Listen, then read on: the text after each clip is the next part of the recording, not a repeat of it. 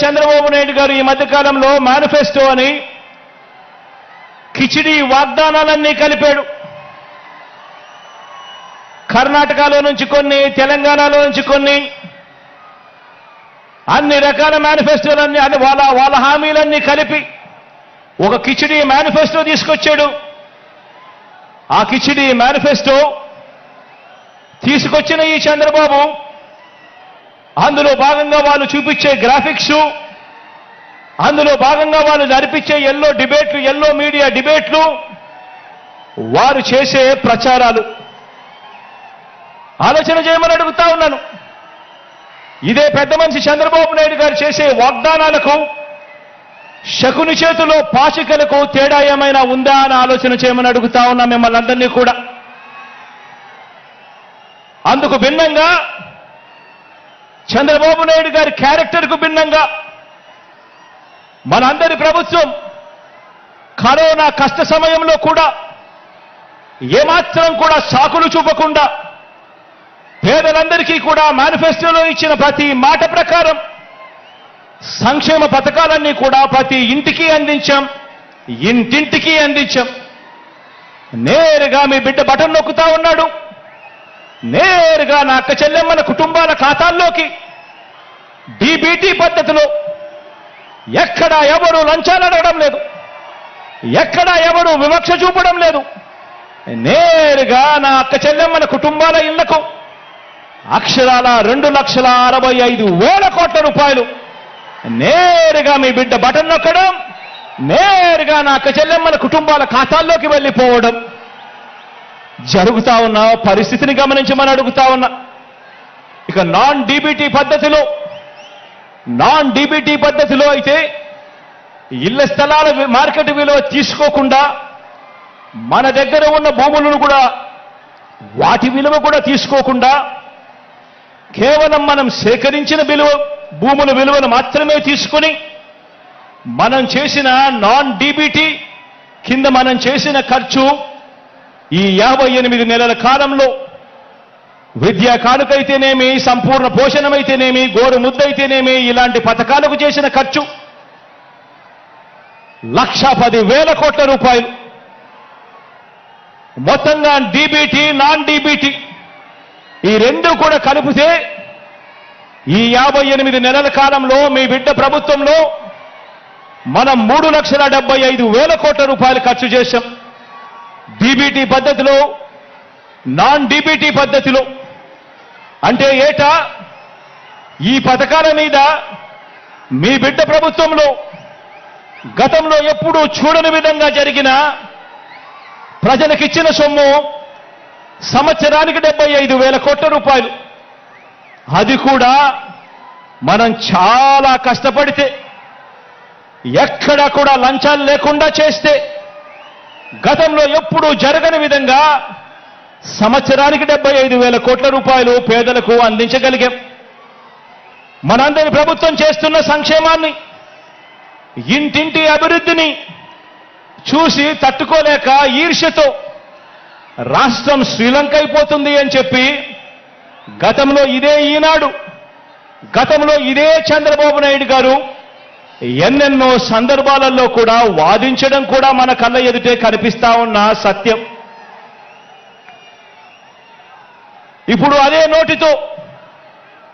అదే నోటితో మరోసారి మోసం చేసేందుకు, అలాగే చెప్పేవి ఇప్పుడు అదే నోటితోనే అలాగే మోసం చేసేందుకు, ఎలాగూ చెప్పేటివన్నీ కూడా అబద్ధాలే కదా, అబద్ధాలకు హద్దులెందుకు అని చంద్రబాబు నాయుడు గారు ఈ మధ్యకాలంలోనే 6 వాగ్దానాలు అంటూ వదిలారు. ఈ వాగ్దానాలకు ఏటా ఖర్చెంత అవుతుంది అని చెప్పి మా ఫైనాన్స్ వాళ్ళందరినీ కూడా లెక్కలు తీయమని అడిగాను. 2024 ఎన్నికల తర్వాత కూడా మనం కొన్ని పథకాలను, మనం అమలు చేస్తా ఉన్న కొన్ని పథకాలను ఎట్టి పరిస్థితిలోనూ కొనసాగాల్సిందే. 2024 ఎన్నికల తర్వాత కూడా మనం అమలు చేస్తా ఉన్న కొన్ని పథకాలను ఎట్టి పరిస్థితుల్లోనూ కూడా కొనసాగాల్సిందే. ఉదాహరణకు అలాంటి 8 పథకాలు మీ అందరికీ కూడా ఇప్పుడు చెప్తాను. 66 లక్షల మంది పెన్షన్లకు 66 లక్షల మంది పెన్షన్లకు మన ప్రభుత్వం ఖర్చు చేస్తా ఉన్నది దాదాపుగా 24,000 కోట్లు. ఉచిత విద్యుత్కు, రైతన్నలకు ఇచ్చే ఉచిత విద్యుత్కు మన ప్రభుత్వం ఖర్చు చేస్తా ఉన్నది 11,000 కోట్లు. సబ్సిడీ కింద బియ్యం ఇచ్చేందుకు మన ప్రభుత్వం ఖర్చు చేస్తా ఉన్నది మరో 4,600 కోట్లు. ఆరోగ్యశ్రీ, ఆరోగ్య ఆసరా, 104, 108 ఇటువంటివి ఎవరైనా కూడా ఖచ్చితంగా చేయాల్సిన ముట్టుకోలేనేటివి మరో 4,400 కోట్లు. పూర్తి ఫీజు రీయింబర్స్మెంట్ కింద మీ జగనన్న ఇస్తా ఉన్న విద్యా దీవెన, వసతి దీవెన కింద మరో 5,000 కోట్లు. సంపూర్ణ పోషణం కింద 2,200 కోట్లు. గోరు ముద్ద కింద మరో 1,900 కోట్లు. కేవలం ఈ 8 పథకాలకే. అంటే ఎట్టి పరిస్థితిలోనూ కూడా వీటిని టచ్ కూడా ఎవరు చేయలేరు. ఇటువంటి 8 పథకాలకే ఖర్చు మరో 52,700 కోట్ల రూపాయలు. ఇవి ఖచ్చితంగా ఎవరైనా కూడా చేయాల్సిందే. ఇవి కాక చంద్రబాబు నాయుడు గారు చెప్పిన సూపర్ 6 అంటున్న 6 వాగ్దానాలకు ఎంత ఖర్చు అవుతుంది అని లెక్క వేస్తే ఇది పచ్చి మోసమే అని తెలిసినా, అవి ఎవరూ కూడా అమలు చేయలేనివి అని చెప్పి కూడా తెలిసినా కూడా ప్రజలకు తెలియజేద్దామని చెప్పి లెక్క వేయిస్తే ఆ 6 పథకాలకు అదనంగా కావాల్సింది ఏటా మరో 73,440 కోట్ల రూపాయలు. ఇది కాక చంద్రబాబు నాయుడు గారు ఈ మధ్యనే 7వ హామీ అని చెప్పి బీసీలకు 50 ఏళ్లకే పెన్షన్ అదనంగా పెంచి ఇస్తానని చెప్పి తాను చెప్పిన 7వ హామీకి అయ్యే ఖర్చు కూడా లెక్కేసుకుంటే ఇది అదనంగా మరో 13,872 కోట్లు.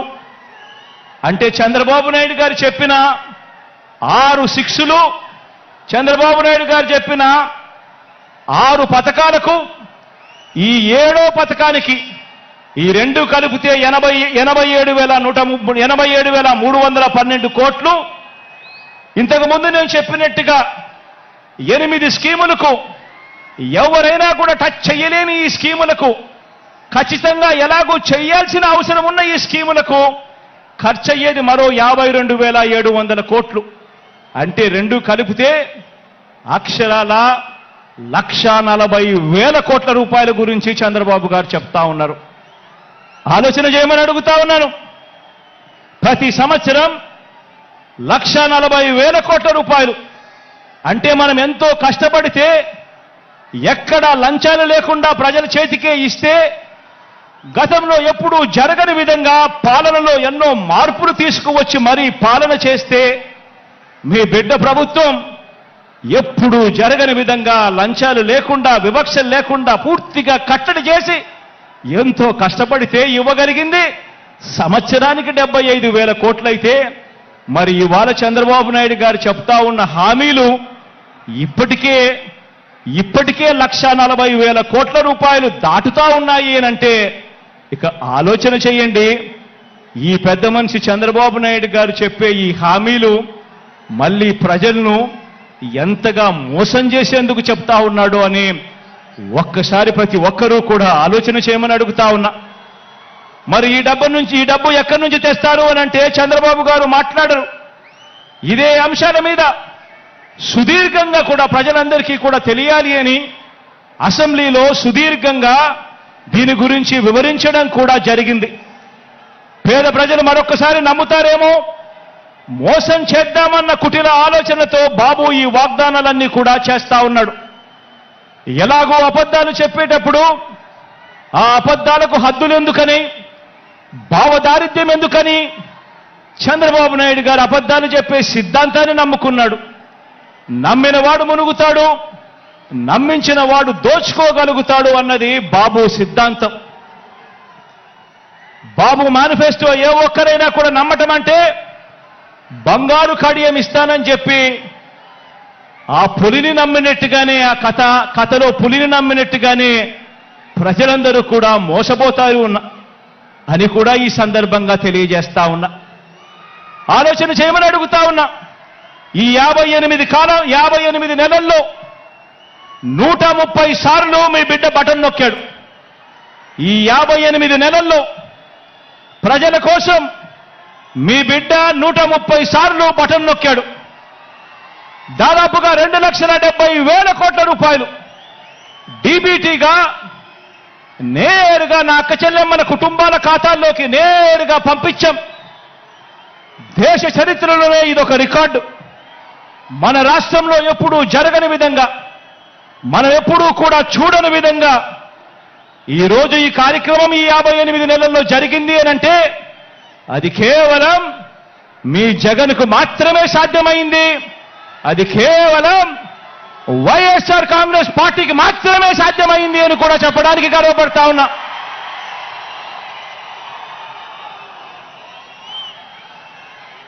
ఇవన్నీ కొనసాగాలంటే ఈ ప్రయోజనాలు అందుకున్న ప్రతి ఒక్క కుటుంబం, ప్రతి ఒక్కరూ కూడా మనకు స్టార్ క్యాంపెయినర్గా వీళ్ళందరూ కూడా కుటుంబాలు బయటికి రావాలి. వారు ఓటు వేయడమే కాకుండా 100 మందికి చెప్పి ఓటు వేయించాలి. ప్రతి ఒక్కరూ కూడా ప్రతి ఒక్కరి దగ్గరికి వెళ్ళి ఓటు వేయించడమే కాకుండా ప్రతి ఇంట్లోనూ కూడా చెప్పాలి.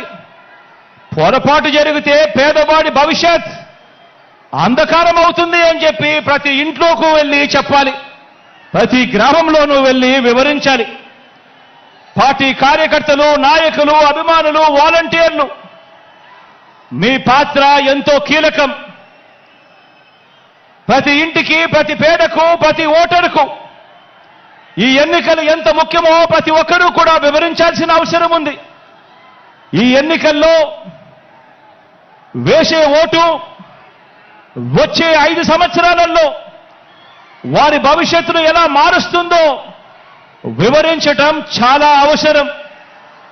2019 ఎన్నికలకు ముందు మీ జగన్ ఒక మాట చెప్పాడు, గుర్తుందా? 2019 ఎన్నికలకు ముందు మీ జగన్ ఒక మాట చెప్పాడు. ఆ మాట జగన్ చెప్పిన ఆ మాట, మీ బిడ్డ వస్తాడు, మంచి రోజులు మీకు తెస్తాడు అని చెప్పి మీ బిడ్డ మీకు మాట ఇచ్చాడు. 2019లో జగన్ ఈ మాట చెప్పాడు. ఈరోజు మళ్ళీ మీ అందరికీ 5 ఏళ్ల తర్వాత మీ బిడ్డ మరో మాట చెప్తా ఉన్నాడు. నేను చెప్పే ఈ మాటను ప్రతి ఊరిలోనూ చెప్పండి, ప్రతి ఇంట్లోనూ చెప్పండి, ప్రతి గడపకు వెళ్ళి చెప్పండి ఈ మాటను. పేదవాడి భవిష్యత్ బాగుపడాలంటే, జరుగుతున్న ఈ మంచి కొనసాగాలి అనంటే మళ్ళీ జగనన్నే తెచ్చుకుందాము అని చెప్పి ప్రతి ఇంటికి వెళ్ళి చెప్పండి. ప్రతి ఊర్లోనూ వెళ్ళి చెప్పండి, ప్రతి గడపకు వెళ్ళి చెప్పండి. పేదవాడి భవిష్యత్ బాగుపడాలంటే, జరుగుతున్న ఈ మంచి కొనసాగాలంటే మళ్ళీ అన్నను తెచ్చుకోవాలి అని చెప్పి ప్రతి ఇంటికి వెళ్ళి చెప్పండి. మన అన్న సీఎంగా తెచ్చుకుందాము, మన అన్న ప్రభుత్వాన్ని మనమే రక్షించుకుందాము. బాబు అనే మాయలోడి వలలో పడవద్దు అని ప్రతి ఇంటికి వెళ్ళి చెప్పండి. మళ్ళీ అన్ననే సీఎంగా తెచ్చుకుందాం, మరింత మంచి అన్నతో చేయించుకుందాం. మనందరి చల్లని దీవెనలతోనే ఇది సాధ్యమవుతుంది అని చెప్పి ప్రతి ఒక్కరికి వెళ్ళి చెప్పండి. మీకోసం నిలబడిన మన అన్న మీద అరడజను పార్టీలు బాణాలు ఎక్కుపెట్టాయి. ఆ అవ్వ తాతలకు, ఆ అక్క చెల్లెమ్మలకు, ఆ రైతన్నలకు, ఆ పేదలకు మీ అందరి తరపున జగనన్న నిలబడ్డాడు కాబట్టి ఈరోజు జగనన్న మీద అరడజను పార్టీలు అరడజను బాణాలు ఎక్కుపెట్టాయి. అయినా అన్న పొత్తులను నమ్ముకోలేదు. అన్న మనల్నే నమ్ముకున్నాడు, ఆ దేవుడిని నమ్ముకున్నాడు. అన్న ఒంటరిగానే సింహంలో మనందరికీ తోడుగా నిలబడ్డాడు అని చెప్పి ప్రతి ఇంటికి వెళ్ళి చెప్పండి. మన అన్న ప్రజల్ని, దేవుడిని తప్ప పొత్తుల్ని, ఎత్తుల్ని నమ్ముకోలేదు. మన అన్న ఎప్పుడూ మోసాలు చేయలేదు, ఎప్పుడూ అబద్ధాలు చెప్పలేదు, ఎప్పుడూ జిత్తులను నమ్ముకోలేదు మన అన్న అని చెప్పి ప్రతి ఇంటికి వెళ్ళి చెప్పండి. మన అన్న నమ్ముకున్నది తాను చేసిన మంచిని, మంచి జరిగిన ప్రజల్ని మాత్రమే మన అన్న నమ్ముకున్నాడు అని ప్రతి ఇంటికి వెళ్ళి చెప్పండి. మళ్ళీ మన అన్నను గెలిపించేందుకు మనమంతా కూడా చెయ్యి చెయ్యి కలపాలి, మనమంతా కూడా ఒక్కటి కావాలి, మనమంతా కూడా సిద్ధమని చెప్పాలి అని చెప్పి ప్రతి ఇంటికి వెళ్ళి చెప్పండి. సీఎంగా అన్న వస్తేనే నెల 1వ తేదీన మళ్ళీ చిక్కటి చిరునవ్వులతో మన ఇంటికే 3,000 రూపాయల పెన్షన్ తీసుకువచ్చి ఇవ్వడం జరుగుతుంది అని చెప్పి ప్రతి ఒక్కరికి కూడా చెప్పండి. సీఎంగా మళ్ళీ అన్న వస్తేనే ఇచ్చిన ప్రతి ఇంటి పట్టాల్లో ఇళ్ల నిర్మాణం పూర్తవుతుంది అని చెప్పి ప్రతి ఇంటికి వెళ్ళి చెప్పండి. సీఎంగా మళ్ళీ అన్న వస్తేనే అమ్మ ఒడి అనే పథకం కొనసాగుతుంది, చిక్కటి చిరునవ్వులతో మళ్ళీ పిల్లలు బడులకు పోగలుగుతారు అని చెప్పండి. మళ్ళీ సీఎంగా అన్న వస్తేనే చేయూత పథకం అందుతుంది అని చెప్పండి. మళ్ళీ సీఎంగా అన్న వస్తేనే రైతు భరోసాగా రైతన్నకు తోడుగా నిలుస్తుంది అని చెప్పి కూడా చెప్పండి. సీఎంగా మళ్ళీ అన్న వస్తేనే పెద్ద చదువులు చదువుతా ఉన్న పిల్లలకు పూర్తి ఫీజు రీఎంబర్స్మెంట్ కింద విద్యా దీవెన, వసతి దీవెన వచ్చే మనసు కేవలం అన్న వస్తేనే జరుగుతుంది అని చెప్పండి. సీఎంగా మళ్ళీ అన్నను గెలిపించుకుంటేనే బటన్ నొక్కితే నేరుగా నా అక్క చెల్లెమ్మల కుటుంబాల ఖాతాల్లోకి ఎలాంటి వివక్ష లేకుండా, ఎలాంటి లంచాలు లేకుండా నేరుగా డబ్బులు పడే పరిస్థితి రావాలి అనంటే మళ్ళీ అన్న ముఖ్యమంత్రి అయితేనే అని చెప్పి ప్రతి ఇంటికి వెళ్ళి చెప్పండి. సీఎంగా మళ్ళీ అన్న వస్తేనే గవర్నమెంట్ బడి బాగుపడుతుందని చెప్పండి. సీఎంగా అన్న వస్తేనే గవర్నమెంట్ హాస్పిటల్ బాగుపడుతుందని చెప్పండి. సీఎంగా మళ్ళీ అన్న వస్తేనే నవరత్నాల్లోని అన్ని పథకాలు కూడా కొనసాగుతాయి అని చెప్పి ప్రతి ఇంటికి వెళ్ళి చెప్పండి, ప్రతి గడప వద్దకు వెళ్ళి చెప్పండి. ఈ పథకాలు అందుకున్న మనందరం కూడా స్టార్ క్యాంపెయినర్లుగా బయటికి రావాలి అని చెప్పండి.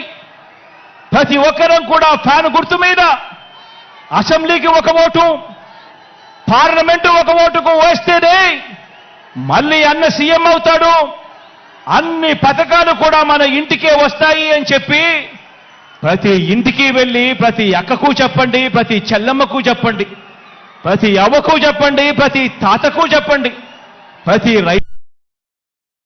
ఆ చెప్పేటప్పుడు అదే చంద్రబాబుకు ఓటు వేయడము అనంటే మీకందే పథకాలన్నింటినీ కూడా రద్దుకు మీరే ఆమోదం తెలిపినట్టే అవుతుంది. పొరపాటున చంద్రబాబు నాయుడు గారికి ఓటేస్తే అని కూడా చెప్పండి.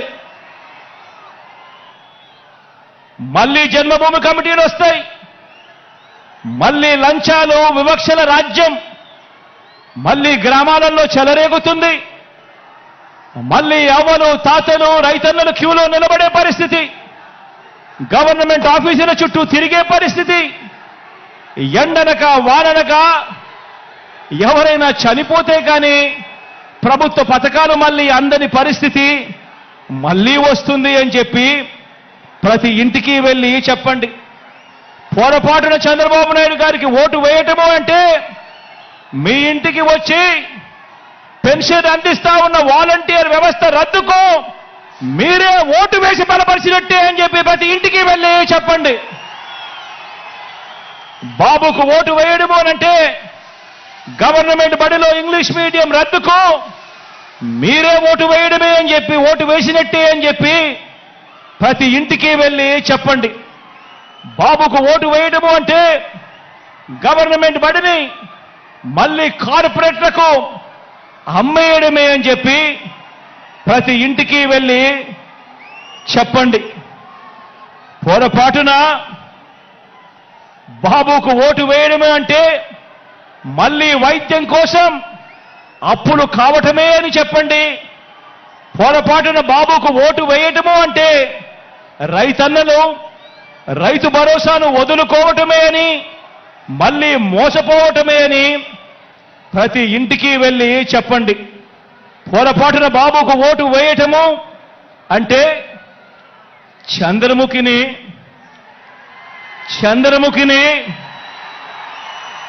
మనమే వెళ్ళి నిద్ర లేపి మన ఇంటికి తెచ్చుకున్నట్టే అని చెప్పి ప్రతి ఒక్క ఇంట్లో కూడా వెళ్ళి చెప్పండి.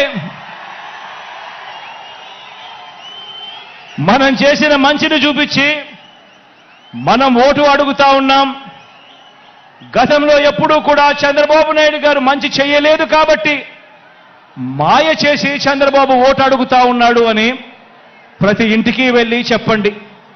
వచ్చే ఎన్నికల్లో జగన్కు ఫ్యాన్కు మీరు వేసే ఓటు మీ బిడ్డల బంగారు భవిష్యత్తుకు వేసే ఓటు అని చెప్పి ప్రతి ఇంటికి వెళ్ళి చెప్పండి.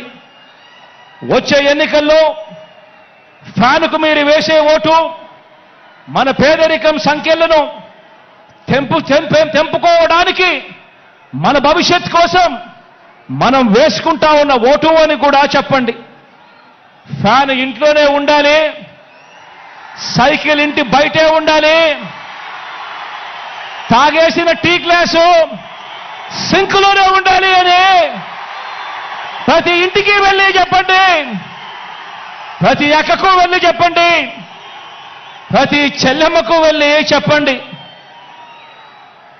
ఇవన్నీ వివరించి మరి ప్రతి ఇంటికి, మరి ప్రతి ఊరికి ఇంత మంచి మనం చేశాము కాబట్టి, ఇంత మంచి చేసిన తర్వాత 2019కి మించిన మెజారిటీ, 2019కి మించిన మెజారిటీ 175కు 175,